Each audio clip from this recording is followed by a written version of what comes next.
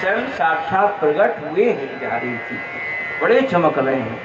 5-5 लाख 10-10 लाख का बंगला बनता है महीनों तक, और बिहारी जी कहीं से लाते करते हैं। 12 मोहर नित्य बिहारी जी के चरणों से प्रकट होते हैं। बोलो बिहारी जी महाराज।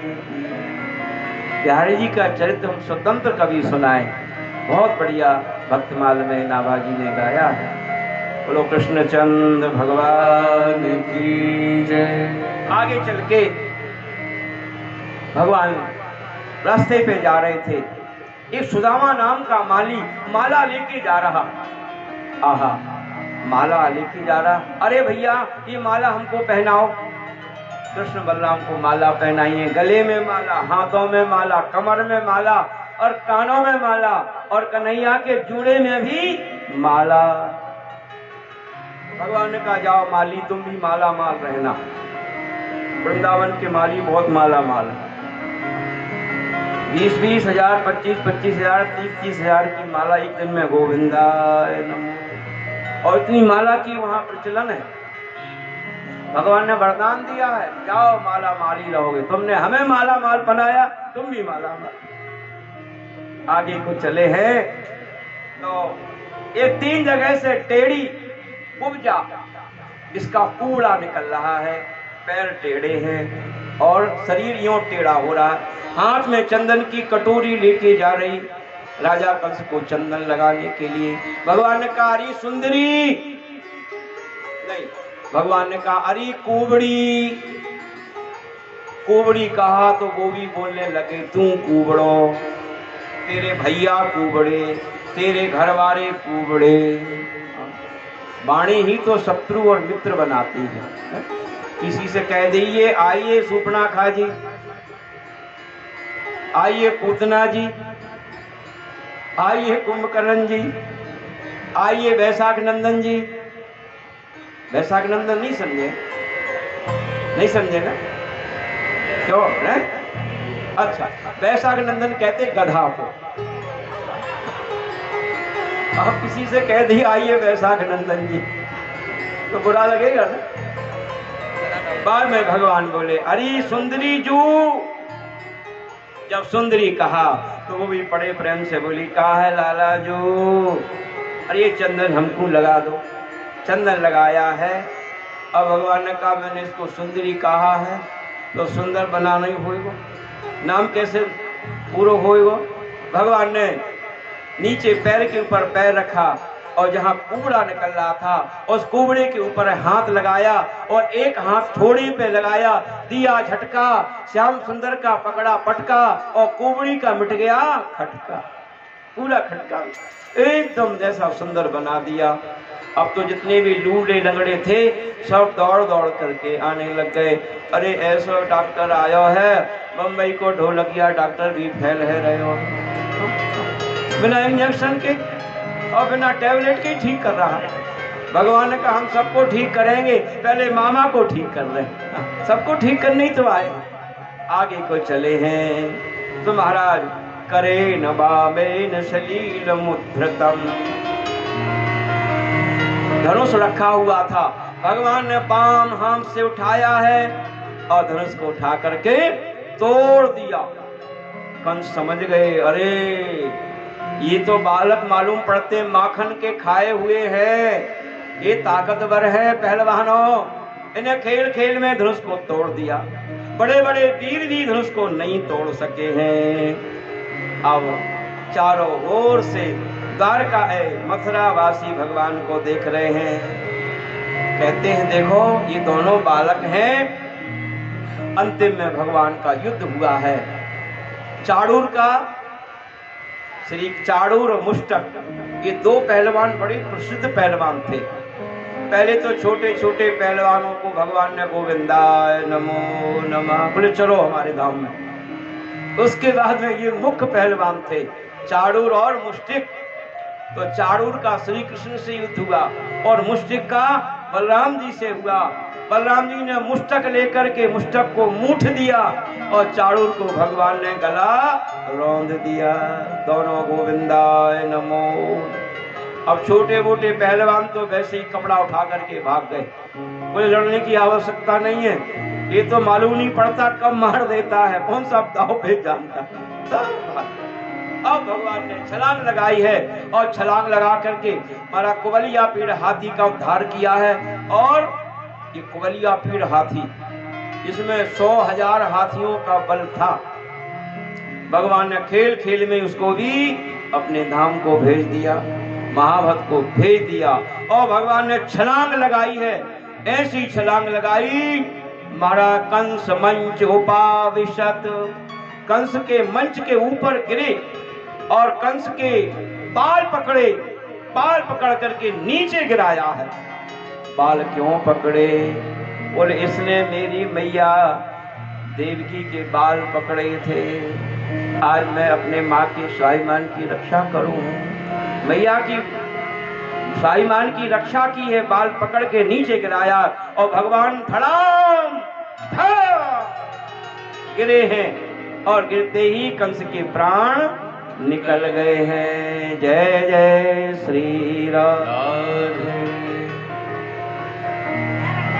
अल्प नीर जहाँ होत है कहाँ होत है गप, जलगाद जहाँ होत है वहाँ होत है थप। भगवान गिरे हैं और गिरते ही कंस के प्राण निकल गए। मेरठ में एक बार हम कथा कह रहे थे, एक आर्य समाजी बैठे थे, आर्य समाजी थे। बोले महाराज तुम्हारी भागवत में बड़ी गप लिखी है, भागवत में बड़ी गप है। बोले क्या गप? बोले 11 साल का लड़का और इतने बड़े कंस के ऊपर गिर गया, ये तो गप है। हमने कहा नहीं गप नहीं है, ये बिल्कुल सच है। हाँ कन्हैया गिरे हैं। आर्य समाजी थे, वो नहीं समझ पाए। हमने कहा कन्हैया अकेले नहीं गिरे हैं, जल अगाध जहाँ होत है वहाँ होत है थप, और जल नीर जहाँ होत है वहाँ होत है जप। भगवान पूरा ब्रह्मांड का भोज लेकर के कंस के ऊपर गिरे हैं, कंस के प्राण निकल गए। रानियां आई हैं, भगवान भी रोने लग गए, मामी जी हम मामा से मिलने आए, और मामा वैसे ही छोड़ के चले गए। झूठे झूठे भगवान भी रोने। क्षिति जल पावक गगन समीरा, पंच रचित यह अधम शरीर। बोलो कृष्ण बलराम की जय, कृष्ण बलराम की जय। मथुरा में कृष्ण बलराम की जय जयकार होने लगी। मैया देवकी ने जेल में सुना, अरे जेलर अभी तक तो मथुरा में कंस की जयकारा होती, आज मेरे बेटाओं की जयकारा है रही है, कहा? बोले मैया तुम्हारे दोनों भैया यहाँ आ गए हैं, कंस को मार दियो है, थोड़ी देर में तुम्हारे पास आने ही वाले हैं। काली मर्दन कंस निकंदन देवकी नंदन तब शरण, काली मर्दन कंस निकंदन देवकी नंदन तब शरण, काली मर्दन कंस निकंदन देवकी नंदन तब शरण, काली मर्दन कंस निकंदन देवकी नंदन तब शरण। काली मर्दन कंस निकंदन और देवकी नंदन। देवकी नंदन बोलने में संकोच होता है, थोड़ा सा मालूम पड़ता है पीछे जो मैया बैठी है वो देवकी नंदन नहीं बोल रहे। क्या बात? एक जगह ऐसी बात घटना में घट गई थी, सब बोलती थी काली अमरदन कंस निकंदन, जहाँ देवकी नंदन का नाम आता वहाँ चुप हो जाती, और दूसरा नाम बोलती थी काली अमरदन कंस निकंदन देव चंपू के चाचा तब शरण। उनके स्वामी जी का नाम था, इसलिए वो चंपू के चाचा तब शरण। काली अमरदन कंस निकंदन चंपू के पापा तब शरण, काली अमरदन कंस निकंदन देवकी पापा तब शरण, काली अमरदन कंस निकंदन देवकी नंदन तब शरण, देवकी नंदन तब शरण, ओ देवकी नंदन तब शरण।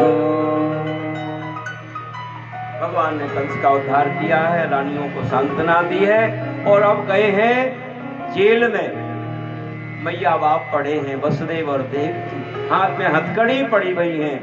मरने के पहले ही कंस ने कोड़ों से पीटा है देवकी और वसुदेव को। पीड़ा से भयभीत हो रही थी, घाव हो रहे थे। भगवान सबसे पहले जाकर के उग्रसेन को मुक्त किए हैं। कंस ने अपने बाप को जेल में डाल दिया। आज तो बहुत से कंस हैं जो अपने बाप को जेल में डाल देते हैं, संपत्ति को ले लेते हैं। बेचारे माँ बाप डोलते हैं, बाहर भागते हैं और लोग वृद्धाश्रम में रहते हैं। और लोग वृद्धाश्रम बना रहे हैं। ये जगह लुधियाना में वृद्धाश्रम का उद्घाटन हुआ। अपने ठाकुर जी को भी बुलाया, संयोग था वहां जाने का। तो सबने बहुत बड़ाई की वृद्धाश्रम की। हमने कहा बिल्कुल भी वृद्धाश्रम नहीं चले और ना आगे बढ़े। बोले ऐसा क्यों बोल रहे हैं? हमने कहा इसलिए बोल रहे हैं, वृद्धाश्रम नहीं चलेगा, नहीं बढ़ेगा तो लोग अपने घर में अपने मैया बाप की सेवा तो करेंगे। बेटा काय को वृद्धाश्रम में भेजेंगे? आज जब सेवा नहीं करते हैं तो लोग वृद्धाश्रम में जाते हैं और उनकी सेवा होती है। बोलो कृष्णचंद्र भगवान की। आगे चल के भगवान ने उग्रसेन को मुक्त किया है। अब रोने लगे उग्रसेन, बोले ना ना ना ना। तभी से नाना शब्द प्रचलित हुआ है, पहले नाना नहीं कहते। कंस उग्रसेन बोले कृष्ण कंस जैसा बेटा किसी का नहीं हो। बोले माँ माँ माँ माँ मत कहो मत कहो। तभी से भाई के एक बहन के भाई को माँ माँ माँ माँ मामा कहने लगे। पहले मामा कहते, बोले मत कहो हमको मालूम है। इसके बाद भगवान वसुदेव देवकी को कारागार से मुक्त किए हैं। अपने हाथों से उनकी बेड़ी खोले हैं, दांतों से, और कहा माँ अब हम तुम्हारे पास में रहेंगे, असली माँ बाप तुम ही हो हमारे। नंद बाबा को बुलाया, बोले बाबा बड़ा सुंदर भाव है यहाँ, बाबा तुम मथुरा जाओ, वृंदावन जाओ और मैया से कहना कि मेरे असली माँ बाप वसुदेव और देवकी हैं। अब मैं इनकी सेवा करूँगा, यहाँ रहूँगा। अब मैं वहीं बहुत दिनों के बाद आऊँगा। और बाबा मेरे पाँव की जूती, मेरे शरीर की चमड़ी निकाल करके और मैया जसोदा के पाम की जूती बना दो, तब भी मैं मैया से पूर्ण ना है सकूं। मैया ने मेरे लिए बहुत कुछ किया है और कह देना मैं यहीं रहूंगा। नंद बाबा को लौटा दिया है। बेहोश होकर के नंद बाबा आए हैं। जब से कन्हैया मथुरा गए हैं तभी से रोज मैया जसोदा दरवाजे पे आकर के इंतजार करती है, कन्हैया आए रहे होगो, कन्हैया आए रहे होगो। माखन का कटोरा लबालब भर के खड़ी हो जाती है। ग्वाल वाल भी दरवाजे पे आ जाते हैं। नंद बाबा आ गए हैं। यहाँ बड़ा सुंदर पावन और प्रसंग है श्री उद्धव जी का। उद्धव जी महाराज की जय।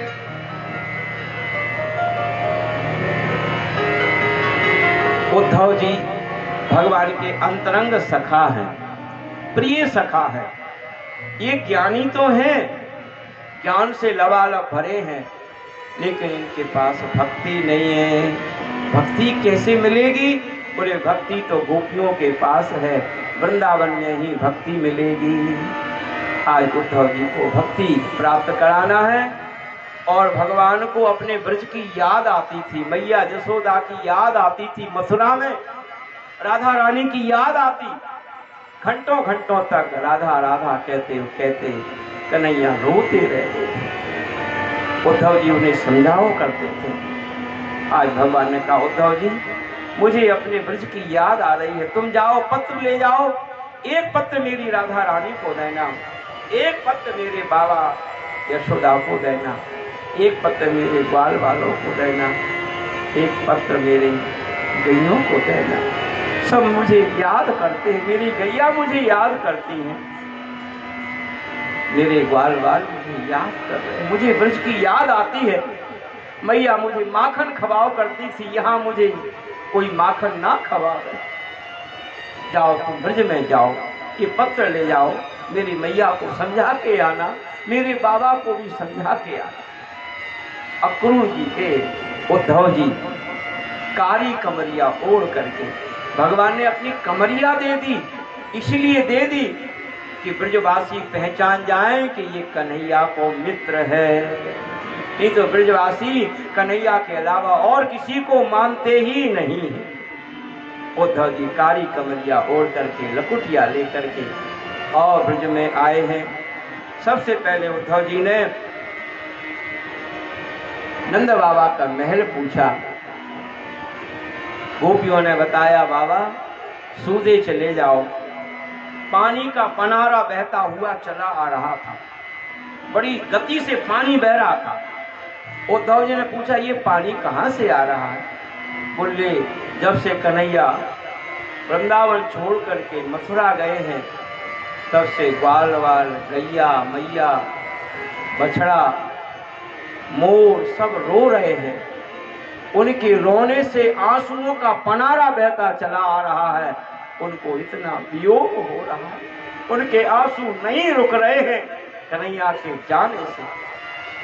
नंद बाबा के महलों में पहुंचे हैं। नंद बाबा को पत्र दिया है, मैया मैं उद्धव हूं, कृष्ण को बाल सखा हूं। मैया कहते हैं ए उद्धव सूदो है जा, मेरो लाला अभी सोयो है, मैंने पलना में अभी सुलायो है। कभी चंदा मांगे कभी खिलौना मांगे। उद्धव की ज्ञान की पहली सीढ़ी यहीं पर खिसकते। अरे हम तो कहते कन्हैया मथुरा है और मैया कहती मैंने यहीं सुनाया है। मेरे प्रेमियों, श्री कृष्ण चंद्र नंद नंदन कभी भी वृंदावन छोड़ करके बाहर नहीं जाते हैं। देवकी नंदन मथुरा चले गए और देव यशोदा नंदन हमेशा वृंदावन में ही रहते हैं। इसलिए कहते रे मन वृंदा विपिन निहार, रे मन वृंदा विपिन निहार। यद्यपि मिले कोटि चिंतामणि, यद्यपि मिले कोटि चिंतामणि, तदपि न हाथ पसार, तदपि न हाथ पसार। रे मन वृंदा विपिन निहार, रे मन वृंदा विपिन निहार। अब हम वृंदावन धन पायो, अब हम वृंदावन धन पायो, अब हम वृंदावन धन पायो, अब हम वृंदावन धन पायो, धन पायो। वृंदावन तो वृंदावन है महाराज। वृंदावन छोड़ करके ठाकुर जी कहीं बाहर कभी गए ही नहीं हैं। कल हमारे नारायण स्वरूप जी कालन जी बोल रहे थे कि ठाकुर जी गोकुल फिर दोबारा क्यों नहीं आए, यही बात थी ना। तो दो कृष्ण है यहाँ पर, एक देवकी नंदन है और एक यशोदानंदन है। और भी दो तीन भाव बताएंगे। तो देवकी नंदन और यशोदानंदन मथुरा के रास्ते तक आए हैं, यमुना जी तक। लौट करके रथ में बैठ के तो आए हैं, लौट करके यशोदानंदन यमुना से वृंदावन आ गए और देवकी नंदन कंस को मारने के लिए मथुरा चले गए हैं।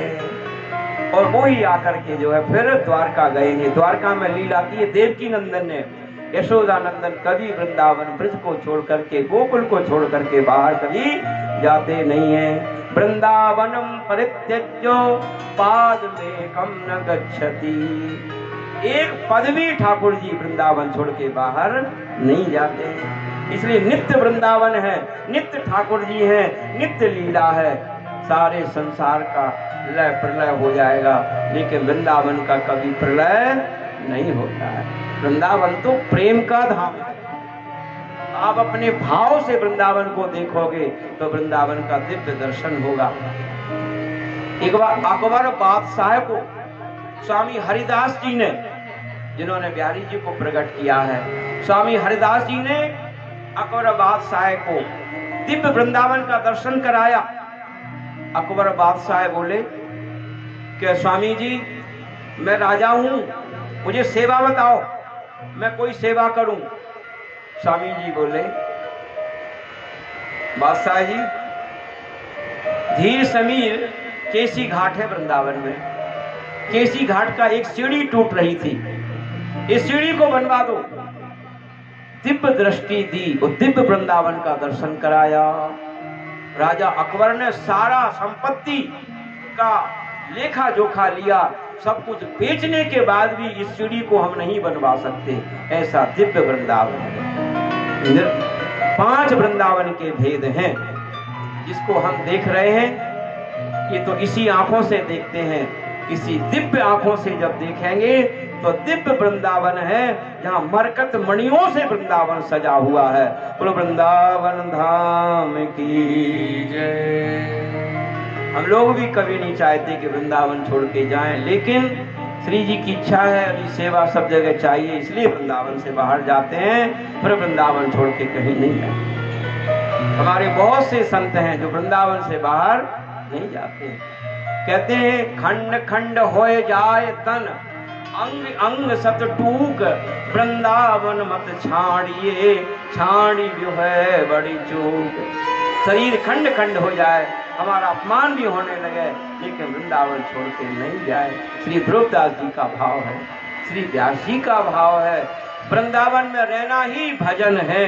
वृंदावन में बस के भजन कबहू नहीं होए, भजन भी नहीं हो, लेकिन वास हो जाए, वास होना ही वृंदावन का भजन है। और वृंदावन धाम की जय। आगे चल के उद्धव जी को ज्ञान प्राप्त कराया है और लौट करके उद्धव जी फिर मथुरा आ गए हैं, भगवान को संदेश दिया है। ये तो प्रेम की, गोपियों का इतना प्रेम, इतना प्रेम, उस प्रेम में उद्धव जी की ज्ञान की गूंजड़ी बन गई और गोपियों के चरणों में प्रणाम करते हैं। उन गोपियों की रज को उठा करके मस्तक से लगाते हैं, ज्ञान की गूंजड़ी बन गई और गोपियों के चरणों में लोट लोट करके स्नान करते हैं, प्रणाम करते हैं। ये तो प्रेम की, ये तो प्रेम की बात है उद्धव।